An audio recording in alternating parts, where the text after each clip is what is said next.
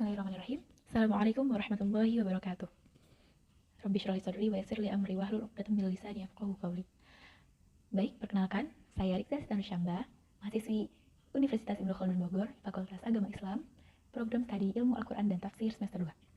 Di sini saya akan menjelaskan tentang apa yang telah saya pelajari dalam mata kuliah Ulumul Hadis yang diampu oleh Dr. Kiai Haji Ahmad Alim LC. Materi yang akan dibahas diantaranya yang pertama, hadis doif disebabkan cacat integritas perawinya, kemudian hadis doif cacat integritas dan lemah kognitif, yang ketiga hadis mu'allal, munkar dan maudhu', kemudian hukum meringkas hadis dan meriwayatkannya dengan makna, yang kelima konsep sahabat, definisi dan tabaqat, kemudian hadis musnad, yang ketujuh hadis musalsal dan contohnya, yang kedelapan hadis musalsal bil awwaliyah, yang kesembilan gharib al hadis, dan yang terakhir adab perawi hadis. Pembahasan yang pertama yakni hadis doif disebabkan cacat integritas perawinya. Nah, ada dua faktor yang menyebabkan hadis menjadi do'if, yaitu do'if ruwatihi dan juga do'if isnadihi. Yang pertama ialah cacat integritas dari sisi keadilannya, kalau adalah dari sisi integritasnya. Yang pertama, disebabkan karena perawi tersebut fasik atau kontinu melakukan dosa kecil dan juga tidak bertaubat dari melakukan dosa besar. Yang kedua, kadzib atau dusta, pembohong. Yang ketiga, ada indikator berdusta atau at-tuhma bil kadzib. Yang keempat, al-bid'ah, yaitu bid'ah dari sisi akidahnya. Kemudian al-jahalah, yaitu bodoh. Lalu cacat dari sisi daya tangkap hafalannya, yang pertama cacat sisi kognitifnya, yakni kurang dhabit atau su'ul hifdzi, kemudian dhaflah, kemudian at-ta'nu fi ad-dhabit, kemudian sering lupa, dan juga mukhalafatus thiqah. Jadi cacat dari sisi kecerdasannya. Yang kedua ialah mukhalafatus thiqah atau hafalannya menyelisihi orang yang lebih tangguh, yang lebih kuat hafalannya. Bagaimana cara kita mengetahui hadis maudhu? Yang pertama ialah diketahui dari pengakuan dari pembuat hadis palsu tersebut. Contohnya Abi Ismah Nuh bin Abi Maryam. Nah, itu dipastikan riwayatnya palsu. Kemudian yang kedua ialah adanya keanehan dari kebiasaan, yaitu menyelisihi syariat, kemudian menyelisihi jumhur, menyelisihi ahli hadis, dan juga tidak diterima. Dan yang terakhir, kita bisa mengetahui hadis maudhu dengan tidak diterimanya hadis tersebut secara empiris atau secara logika, secara nyata, secara realitasnya tidak akan terwujud sehingga bertentangan dengan Al-Quran, hadis mutawatir, atau juga dengan ijma. Kemudian ada beberapa motif untuk memalsukan hadis. Yang pertama ialah ada indikator asodiyah, yaitu fanatisme golongan.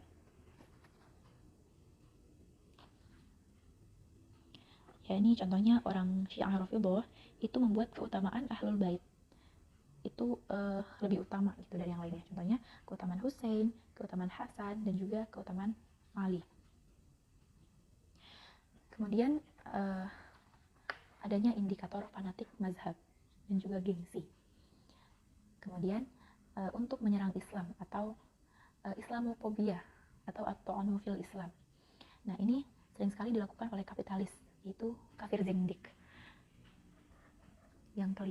Kemudian adanya penjilat yang menjilat kepada penguasa. Contohnya dia ini menjilat kepada penguasa khalifah, ia membuat hadis untuk rajanya agar rajanya tersebut senang. Kemudian ada menjual agama, yakni at-takasud wa talabur rizq. Contohnya pada pilkada sering sekali ada orang yang menafsirkan ayat-ayat tertentu agar bisa qawiyul amin, agar bisa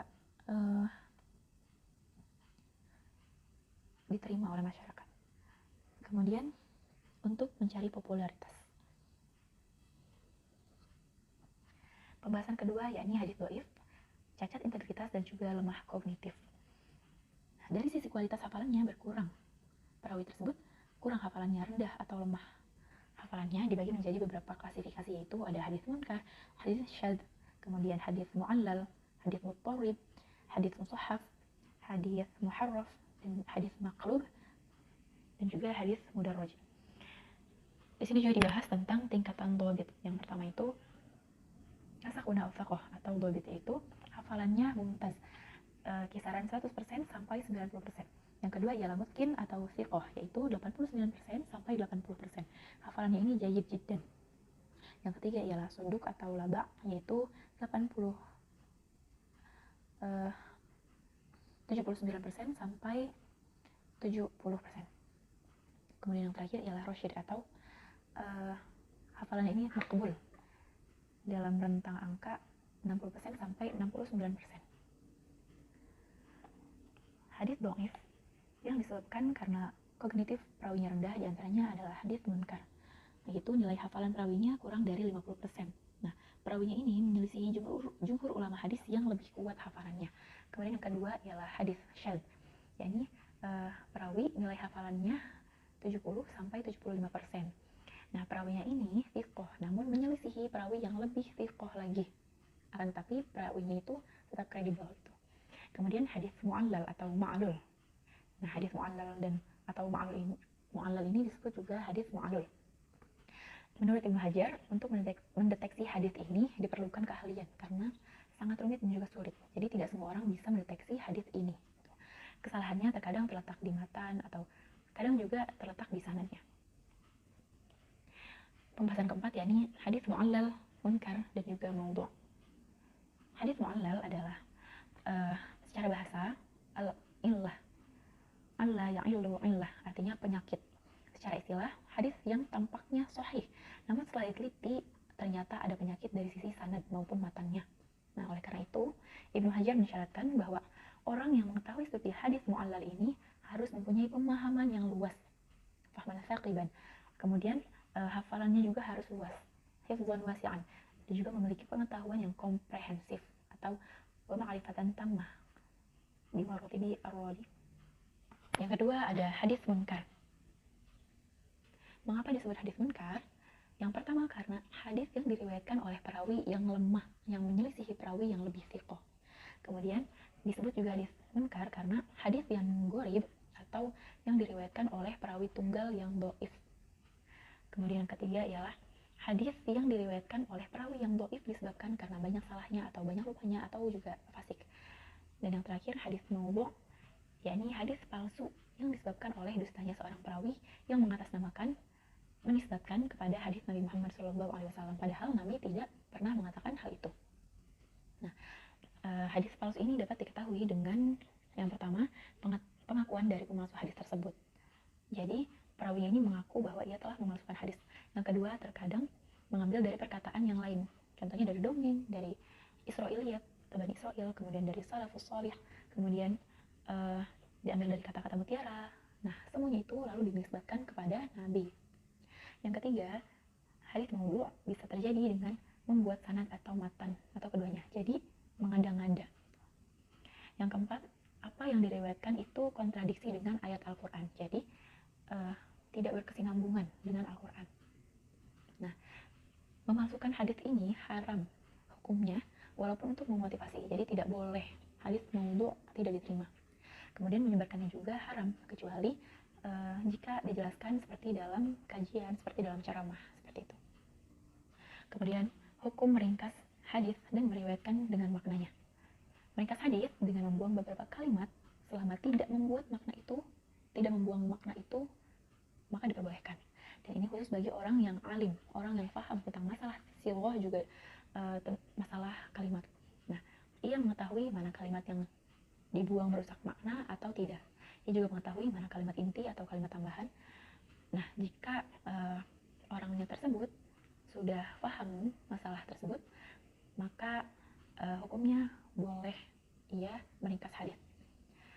Jadi syarat untuk meringkas hadis itu dilakukan oleh orang yang thiqah, oleh orang yang paham tentang hadis secara keseluruhan. Ia meringkas untuk tujuan tertentu, gitu, untuk mempermudah. Kemudian dijelaskan bahwa jika ingin meringkas hadis, hendaklah yang diringkas bukan hadis tentang masalah ibadah qauliyah, seperti redaksi lafaz tahiyat. Nah, lafaz tahiyat ini tidak boleh diringkas karena sudah tetap gitu, apalagi untuk dibaca di dalam sholat.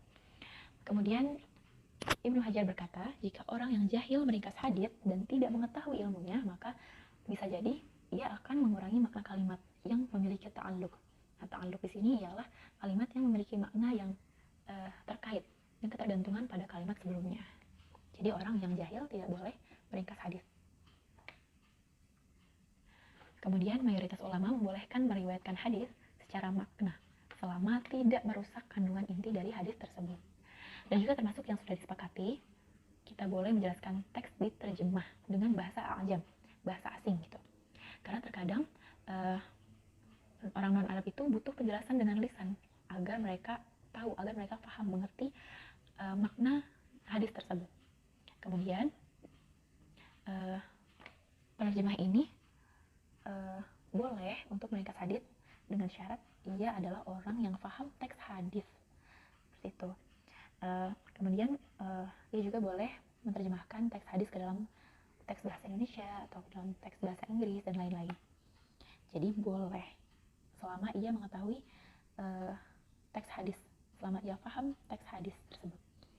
Kemudian Ibnu Hajar berkata bahwa lebih utama lagi menerjemah teks bahasa Arab dengan bahasa Arab yang serupa. Jadi lebih afdolnya itu menerjemahkan teks bahasa Arab dengan bahasa Arab yang sepadan. Kemudian boleh juga meriwayatkan hadis bil ma'na. Namun ia harus banyak tahu muradifat atau kata-kata sinonim. Boleh juga meriwayatkan hanya dibatasi pada kalimat yang mufridat seperti al-istito'ah dengan al-qadrah. Nah, itu boleh. Kemudian kalimat tarkib murakkab. Nah, jadi kalimat yang diriwayatkan dengan makna yang sepadan itu boleh hukumnya. Kemudian boleh juga bagi orang yang bisa menghadirkan makna, ada jelasnya di kitab Imam Asy-Syarah tentang kaidah bagaimana cara meriwayatkan hadis dengan maknanya. Jadi boleh bagi orang yang bisa menghadirkan makna. Kemudian boleh juga meriwayatkan hadis dengan makna bagi orang yang hafal hadisnya. Kemudian dia lupa lafaz teks yang persis itu apa, tapi ingat maknanya. Karena ini untuk kemaslahatan umum, dan jika dia dilarang untuk meriwayatkan hadis, maka akan banyak hadis yang hilang. Nah, maka dari itu perawi yang lupa lafaz teks yang persis namun ingat maknanya boleh ditoleransi untuk meriwayatkan hadis dengan makna serupa meskipun tidak sama persis lafaznya. Lanjut ke pembahasan ke-6, yakni konsep sahabat, yakni definisi dan tabaqat. Menurut pendapat komprehensif dari Ibnu Hajar dan juga jumhur ulama, sahabat adalah mukmin yang bertemu Nabi Muhammad SAW walaupun hanya sekadar melihat dan belum pernah duduk bersama Nabi, atau ia duduk bersama Nabi namun tidak melihat Nabi. Nah, jadi orang yang melihat Nabi walau dari jauh, walau tidak sempat duduk bersama Nabi, itu juga disebut sahabat walaupun ia tidak mendengar langsung Nabi bersabda gitu. Begitupun dengan orang yang duduk bersama Nabi walau tidak melihatnya, seperti contohnya Ummi Maktum yang beliau ini seorang yang buta. Beliau duduk bersama Nabi namun tidak bisa melihatnya. Beliau tetap dinamakan sahabat. Kemudian syarat sahabat ialah yang pertama, syarat yang disepakati oleh seluruh ulama, jumhur ulama, yakni setiap muslim yang melihat Nabi Muhammad SAW dan ia mukmin, kemudian ia mempertahankan keimanannya sampai wafat, nah maka ia disebut sahabat. Kemudian ada beberapa syarat yang khilaf, ada pertentangan antara ulama. Yang yakni syaratnya ialah baligh. Ini adalah pendapat minoritas dari Imam Al-Waqidi. Kemudian sahabat juga harus bertemu Nabi atau bersama Nabi selama 1 atau 2 tahun dan ikut berperang selama 1 atau 2 tahun. Ini juga ialah syarat yang khilaf. Kemudian kita masuk kepada pembahasan tingkatan atau tabaqat. Tabaqat ini terbagi-bagi menjadi 12 bagian di sini. Yang pertama adalah orang yang masuk Islam terdahulu di generasi awal, yakni pada periode Mekah. Disebut juga as-sabiqunal awwalun, seperti Abu Bakar, Utsman, Ali, dan lainnya. Yang kedua ialah as-sahabah alladzina aslamu qabla tashawuri ahli Makkah fi darin nadwa. Yang ketiga adalah muhajiratu Habasyah alladzina yashtarikuna ma'an Nabi sallallahu alaihi wasallam. Yang kelima ialah yang keempat ialah ashabul aqabah al-ula, yang ikut dalam perjanjian Aqabah yang pertama. Kemudian ashabul aqabah ats-tsaniyah, yakni yang ikut perjanjian Aqabah yang kedua. Yang keenam, awalul muhajirin. Yang ketujuh, ahlul badar, yang ikut perang Badar. Kemudian yang kedelapan, orang-orang yang hijrah bersama Nabi di antara perang Badar dan juga perang Hudaybiyah dan perjanjian Hudaybiyah. Kemudian yang kesembilan, sahabat yang ikut berbai'atur ridwan pada peristiwa perjanjian Hudaybiyah. Yang kesepuluh, orang yang hijrah bersama Nabi di antara Hudaybiyah dan juga Fathu Makkah, seperti Khalid bin Walid, Amr bin As, Abu Hurairah, dan lainnya. Kemudian orang yang masuk Islam pada Fathu Makkah. Dan yang terakhir ialah orang-orang atau anak-anak yang pada Fathu Makkah ia ikut rombongan, ikut ayahnya, lalu melihat Nabi dan masuk Islam karena Fathu Makkah tersebut. Nah, bagaimana cara kita mengetahui sahabat? Yang pertama ialah dari al-khabar al-mutawatir. Contohnya Sayyidina Abu Bakar As-Siddiq. Yang kedua ialah al-khabar masyhur, yaitu contohnya Ukasyah dan juga Ibnu Tha'labah. Yang ketiga al-khabar ahad. Kemudian yang keempat, orang tersebut menggambarkan bahwa dirinya sahabat, mencerminkan dirinya sahabat. Yang kelima ialah ada tazkiyah atau ada rekomendasi dari tabi'in bahwa dia adalah sahabat. Pembahasan yang ketujuh ialah hadis musnad. Hadis musnad adalah termasuk hadis marfu'. Hadis marfu' adalah hadis yang memang dianggap disandarkan sampai Nabi. Yang memarfu'kan adalah sahabi. Jadi marfu' sahabi dan sanadnya bersambung. Kemudian dalam pembahasan ini juga disebutkan bahwa musnid adalah orang yang meriwayatkan hadis dengan sanadnya, baik ia faham maupun tidak. Dia juga orang yang punya banyak sanad dan juga memiliki banyak guru. Kemudian musnad adalah hadis yang diriwayatkan dari guru-gurunya sampai sahabat lalu dimarfu'kan kepada Nabi. Di sini disebutkan kitab-kitab hadis musnad, di antaranya kitab Jami', kitab As-Sunan, kitab Mu'jam, kitab Al-Ilal, kitab Al-Azza, kitab Al-Atra, kitab Al-Mustadrak, kitab Mustakhraj, dan lainnya. Pembahasan yang ke-8 ialah hadis musalsal dan contohnya. Ulama meriwayatkan hadis musalsal ini dengan cara yang unik dalam satu bentuk sifat, dan mengetahui hadis musalsal ini sangat penting. Salah satu cara periwayatan hadis dari masa Nabi Muhammad SAW pada para perawi ialah secara turun-temurun. Lalu disambung juga kepada para perawi lain secara berurutan, secara mata rantai, secara khas dalam keadaan atau situasi tertentu, baik secara perbuatan maupun perkataan. Jadi ada musalsal ini terbagi menjadi dua, ada musalsal qauli dan juga ada musalsal fi'li, atau ada juga keduanya, yakni musalsal qauli wa fi'li. Hadis musalsal contohnya ada musalsal hadis bil mahabbah. Contohnya hadis yang diriwayatkan dari Mu'ad bin Jabal. Diceritakan bahwa ketika Mu'ad berjumpa dengan Nabi SAW, Nabi mengatakan, "Ya Mu'ad, aku mencintaimu." Nah, ini namanya hadis musalsal bil mahabbah. Kemudian hadis ini diturunkan dari sahabat ke tabi'in, kemudian ke tabi'ut tabi'in, dan seterusnya dengan redaksi, "Ya fulan, inni uhibbuka." Nah, hadis ini termasuk hadis musalsal qauli. Yang kedua ialah musalsal fi'li. Contohnya diantaranya hadis musalsal bil musyabbakah. Contohnya Nabi Muhammad SAW menggenggam tangan Abu Hurairah radhiyallahu anhu seraya berkata, "Allah menciptakan bumi di hari Sabtu." Kemudian Abu Hurairah mengatakan kepada muridnya seperti itu. Kemudian muridnya mengatakan kepada muridnya lagi, dan seterusnya sampai hari ini. Nah, hadis musalsal ini diriwayatkan oleh para perawi dengan kalimat yang persis, yang sama. Dan yang ketiga ada musalsal hadis bil awwaliyah. Jadi dulu itu para ulama sebelum mengajarkan kitab-kitab hadis selalu diawali dulu dengan hadis musalsal bil awwaliyah, yang akan dibahas pada pembahasan selanjutnya.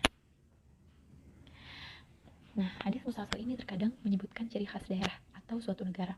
Ada juga hadis musalsal yang dikaitkan dengan fuqaha secara mutlak, kemudian terkadang dikaitkan juga dengan zaman. Jadi disampaikan ketika momentum tertentu, seperti tentang hadis tentang momentum hari raya. Dan juga ada musalsal yang dikaitkan dengan tempat. Contohnya tentang masalah mustajabnya doa di multazam. Nah, itu tuh ada hadis musalsalnya. Kemudian di sini dicantumkan kitab-kitab hadis musalsal, diantaranya kitab musalsalat yang ditulis oleh Ibnu Hibban. Kemudian banyak juga imam-imam yang menulis hadis-hadis musalsal ini. Diantaranya Imam Ibnu Syadzan, kemudian Abi Nu'aim, Imam Al-Mutawi, Al-Khatib, Imam An-Nasaf, kemudian Ibnu Labban, kemudian Abi Mas'ud, dan lain-lainnya. Lanjut kepada pembahasan yang ke-9, yakni hadis musalsal bil awwaliyah atau bil rahmah. Sebagaimana tradisi para ulama terdahulu, hadis musalsal bil awwaliyah ini adalah hadis yang pertama kali diperkenalkan oleh seorang guru kepada murid-muridnya. Hadisnya berbunyi, Ar-Rahimuna yarhamuhumur Rahman, arhamu ma fil ard, yarhamkum ma fis sama. Yang berarti, orang-orang yang penyayang pasti menyayangi mereka Allah yang Maha Penyayang. Sayangilah kalian siapa saja yang ada di bumi. Mudah-mudahan menyayangi kalian yang ada di langit, yaitu Allah dan para malaikatnya. Hadis ini pertama kali diperkenalkan kepada para pencari ilmu supaya tertanam di dalam jiwa mereka, yakni sifat penyayang, sifat rahmah kepada siapa saja makhluk Allah di bumi. Nah, jika kita telah menyayangi makhluk yang ada di bumi, maka rahmat dan kasih sayang dari langit, dari Allah, dari para malaikat akan diberikan kepada orang yang menyayangi makhluk Allah di muka bumi. Nah, kita harus sayang kepada seluruh makhluk Allah, baik makhluk tersebut yang berakal atau tidak, baik yang najis maupun tidak. Nah, semua ini harus kita sayangi. Karena sifat penyayang ini sangat penting. Jika manusia telah dicabut sifat penyayangnya, maka ia akan bersifat angkuh, akan bersifat sombong. Di antaranya, sifat penghuni surga ialah ia yang memiliki sifat rahmah. Orang yang memiliki sifat rahmah, maka diharamkan baginya neraka. Indikator sifat rahmah diantaranya hayyinin atau tawadhu, kemudian layyinin atau lembut, kemudian qoribin atau dekat, dan juga sahlin, mempermudah atau solutif. Contohnya, menyayangi sesama makhluk ialah kita harus menyayangi sesama makhluk Allah dari bangsa jin dengan cara tidak mengganggunya. Sebagaimana manusia tidak mau diganggu, jin juga sama, tidak mau diganggu. Maka syariat telah melarang kita untuk buang air sembarangan di air yang menggenang atau di lubang-lubang, karena tempat tersebut adalah tempat tinggal jin. Dan juga kita tidak boleh istinja memakai tulang, karena tulang adalah makanan jin. Karena itulah sifat kasih sayang terhadap sesama makhluk Allah.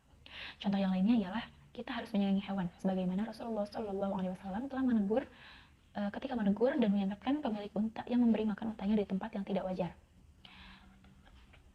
Sebagaimana manusia, mereka juga punya naluri untuk mendapatkan yang wajar itu. Maka dari itu, sifat ihsan ini adalah sifat rahmah juga. Masuk ke pembahasan yang ke-10 ialah Gharib al-Hadis. Gharib al-Hadis ini berbeda dengan hadis gharib ya. Gharib al-Hadis ialah ketika dalam satu matan ada satu makna yang samar dan membutuhkan penjelasan secara khusus, kata yang gharib atau asing, dan penjelasan kata yang muskil, yang janggal. Hal ini bertujuan agar mudah dipahami oleh pembaca. Jadi, apa yang ada pada matan hadis dari lafaz-lafaz yang rumit dan sulit dari sisi maknanya butuh penjelasan. Untuk lebih jelasnya, ada pada kitab Abu Ubaid Al-Qasim bin Salam Al-Harawi. Ini akan tetapi kitab ini tidak sistematis, tidak menurut abjad berurutan itu. Kemudian kitab ini ditertibkan kembali sesuai abjad oleh Abu Udamah. Kemudian dibuat lagi lebih komprehensif, yakni kitab Abu Ubaid Al-Harami dan juga Hafidh Abu Musa Al-Madini. Jadi ulama telah membuat kitab yang sistematis, diurutkan sesuai abjad dari alif sampai ya. Ada juga yang tidak diurutkan secara sistematis. Itu semua bertujuan untuk menjelaskan hadis-hadis yang di dalamnya ada satu lafaz yang sulit dipahami, khususnya bagi orang awam. Contoh yang pertama ialah sabda Nabi Muhammad SAW, al-ghiratu minal iman wal mida'u minan nifaq. Cemburu itu bagian dari keimanan, dan mida itu bagian dari kemunafikan. Mida di sini adalah gharib, karena kita tidak langsung mengetahui maknanya dan juga butuh penjelasan makna.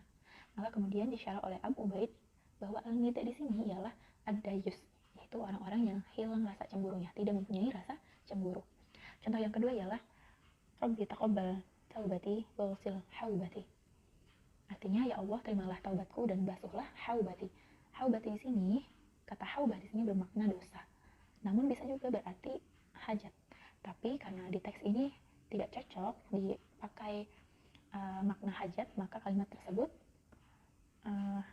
bermakna dosa. Kata haubah tersebut maknanya dosa pada hadis ini. Kalimat ini ialah kalimat musytarakah. Contoh yang ketiga yakni ayyudabbahar rajulu fis sholati kama yudabbahu 'alal himar. Yudabbah di sini adalah yuta'ti, yaitu manggut-manggut atau menggeleng-geleng kepala ketika ruku sehingga kepalanya itu lebih rendah dari punggungnya. Itu yudabbah ini tidak langsung diketahui artinya. Maka dari itu butuh penjelasan makna. Seperti itu. Meskipun syarah Fusuhatul Kalam ini tidak boleh ada kata yang gharib, bukan berarti makna-makna gharib tersebut yang tadi membuat hadis menjadi cacat.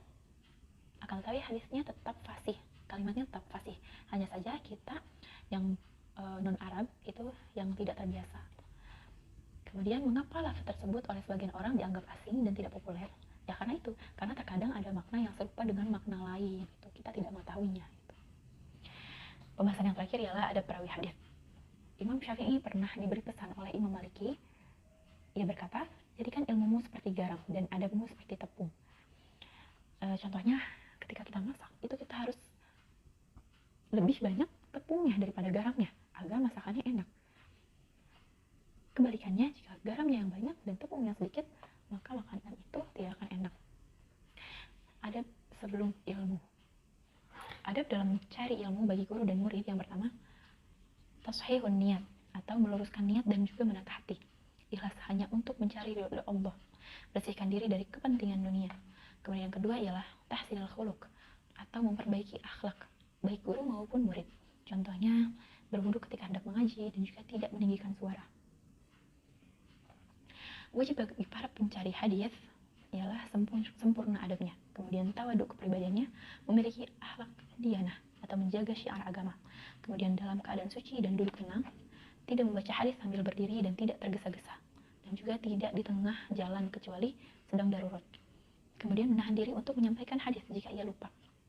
Kemudian memuliakan gurunya, lalu setelah mendengar hadis tersebut maka ditulis dari apa yang ia dengar secara sempurna. Harus diperhatikan tulisannya sudah benar atau belum, diperhatikan harokatnya, diperhatikan hurufnya, panjang pendeknya, seperti itu.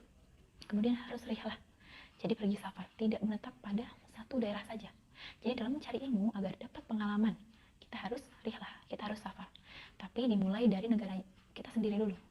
Kemudian jika telah selesai di negara kita, baru kita cari ke negara yang lain.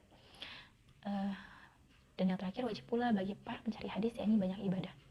Ibadah puasa, ibadah sholat malam, dan ibadah-ibadah baik yang sunnah, muakkad maupun ghair muakkad. Pesan-pesan yang disampaikan oleh para ulama untuk pencari ilmu. Wahai pencari ilmu, ilmu itu punya fadilah yang banyak. Kepalanya ilmu adalah tawadhu, dan matanya terbebas dari hasud, telinganya dipakai untuk memahami, lisannya adalah jujur, hafalannya untuk mengukur diri, hatinya adalah memperbaiki niat, akalnya dipakai untuk mengetahui segala yang wajib, tangannya adalah tangan Rahman, kakinya dipakai untuk ziarah mengunjungi ulama, obsesinya keselamatan, hikmahnya adalah wara', kehati-hatian, tempat tinggalnya adalah kesuksesan, komandannya adalah kesehatan, kendaraannya adalah tepat janji, senjatanya adalah bahasa santun, pedangnya adalah keridhaan, panahnya adalah mudarah, bala tentaranya berdiskusi dengan ulama, hartanya adalah adab, depositonya adalah menjauhi dosa, dan bekalnya adalah kebaikan. Wallahu a'lam bishawab. Terima kasih telah menyimak video ini. Mohon maaf apabila banyak terdapat kesalahan. Wabillahi taufiq wal hidayah. Wassalamualaikum warahmatullahi wabarakatuh.